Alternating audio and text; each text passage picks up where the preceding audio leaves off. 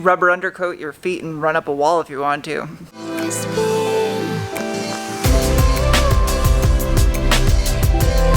Hi, internet people, welcome. Today I have a fairly big job ahead of me. I'm going to pull the engine on that, my 1969 VW Beetle that I'm giving away to one of you. The link is in the video description below and only the video description below. Don't fall for those scammers in the comment sections pretending to be me or other YouTubers.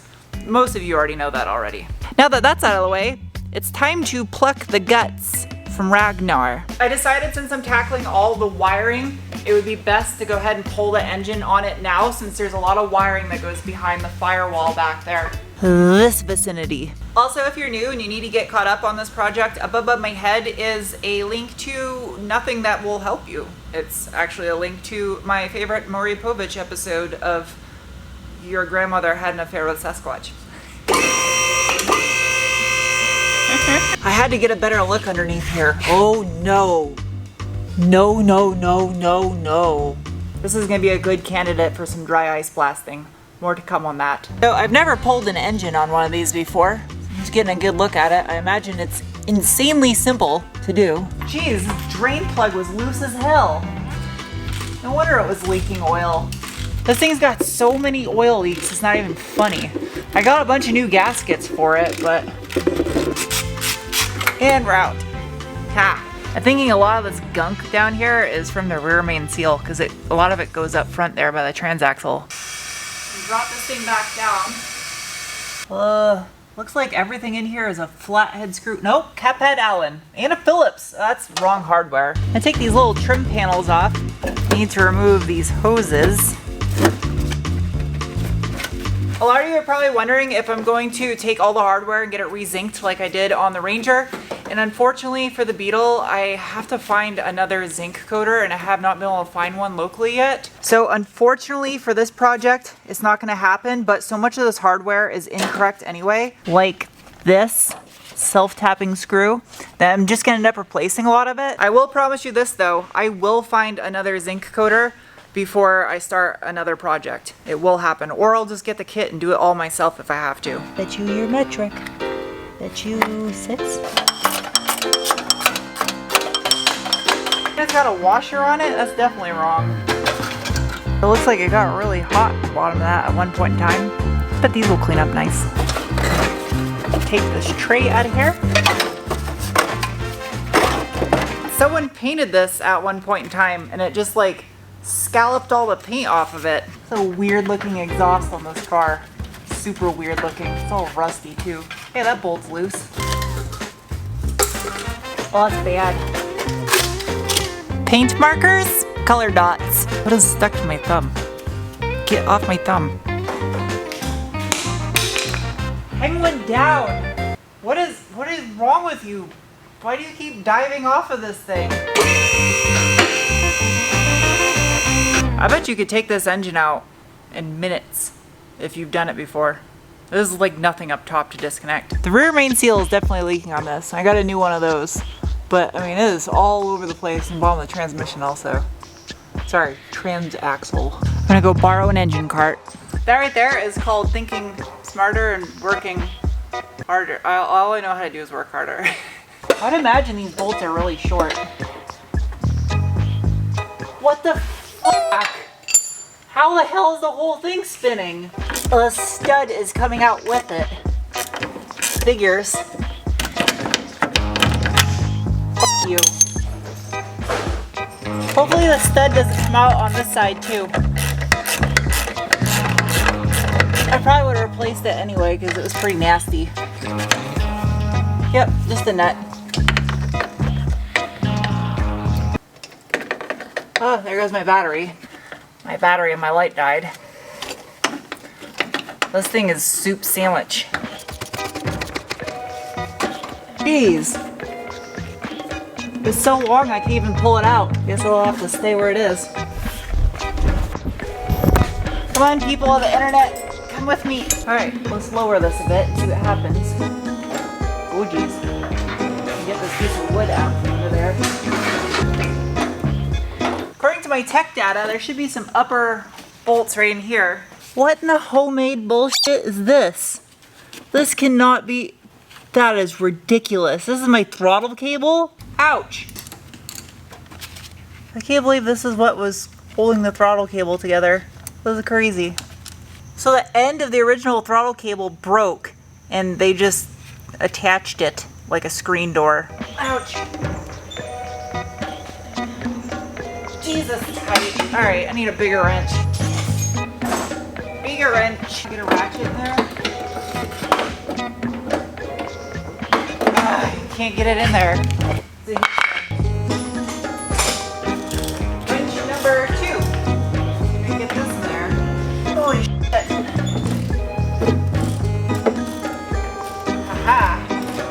Great success. These upper ones are kind of a trick to get to. They're behind the fan. And you can't really get a big drive ratchet inside there. There's not much depth. Okay. I had these little tiny short sockets that are able to get in there. Oh, the other one, what? That looks like it's round.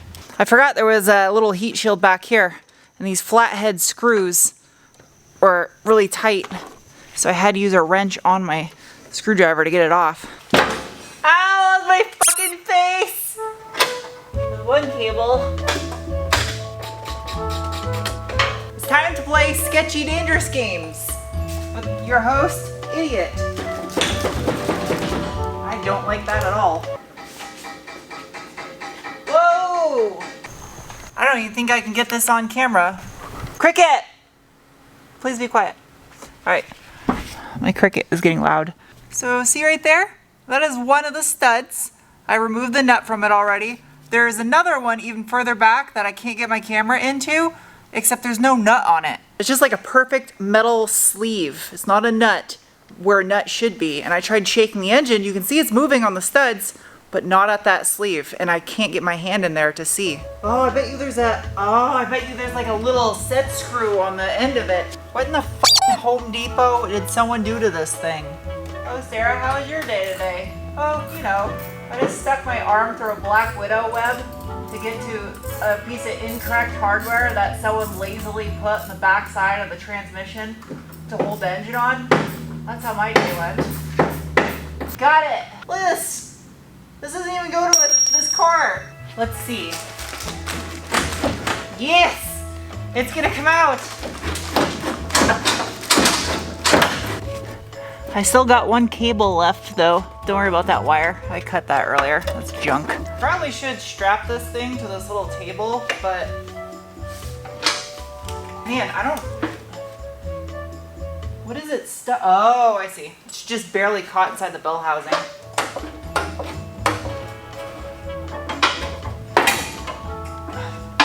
I need to get a cargo strap before I go any further. I don't want to risk having the engine fall off the stand, and I don't have anyone here to help guide me. Oh! Hello. Hi. Did you bring cargo strap? No. I brought leftovers, kitty. Oh, that works. Okay, ready? You ready to deliver, B? You just go ahead and operate the lift. Trying to give it a little down. Okay, it's not very subtle. Okay, that's fine. Keep going, keep going, keep going, keep going. Stop. Go down. And that's how you break your back. I'm not even putting that much weight on it. Engine out! This would have been sketchy to do without someone holding it while I went down. Good morning. It's the next day. That was your sneak preview of another car review I'm gonna be working on. Alright, time to rip this garbage out of here. The stuff is like glued in, I think. This is nonsense. Look at this stuff. I'm gonna rip it all out of here. Snip. No. Oh, there we go.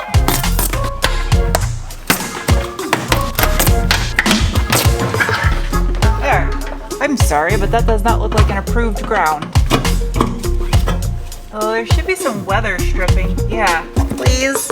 Just come out in one big piece. Ugh.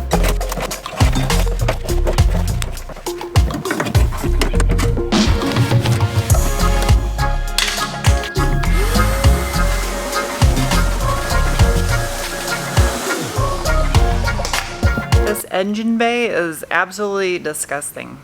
I keep going down the rabbit hole and this isn't a Barrett Jackson auction car. There's a lot of pressure in doing this. because I know what I'm capable of, and my capability would mean it would take me 1.5 years to finish this car to get it to where my standards would be like, yes, this is acceptable. All that crap came out of the engine bay. Nasty. Going down.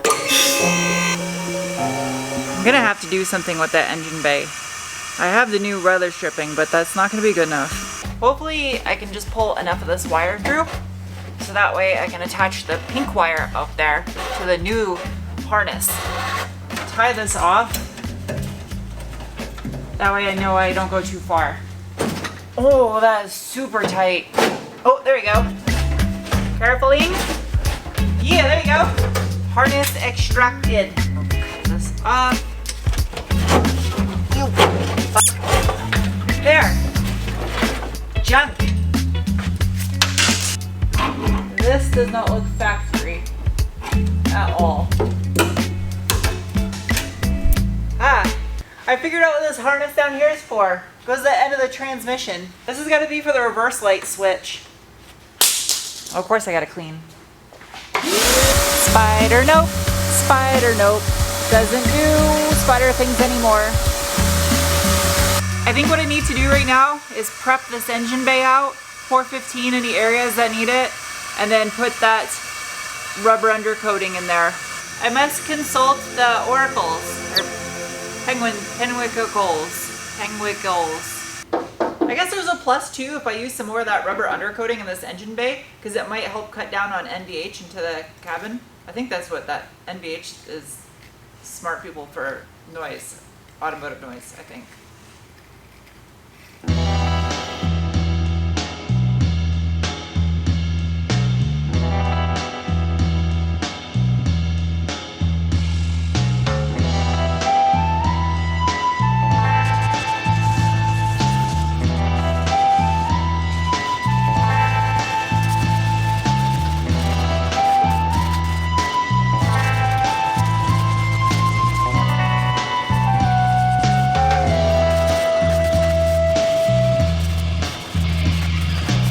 What a nightmare that was. Gross. Wire brushed, brake cleaned, sanded with 80 grit, vacuumed, sanded some more. I basically just kept going over everything until there wasn't much coming off anymore with the sandpaper. Thankfully the rubber undercoating bonds to literally anything. You could rubber undercoat your feet and run up a wall if you want to.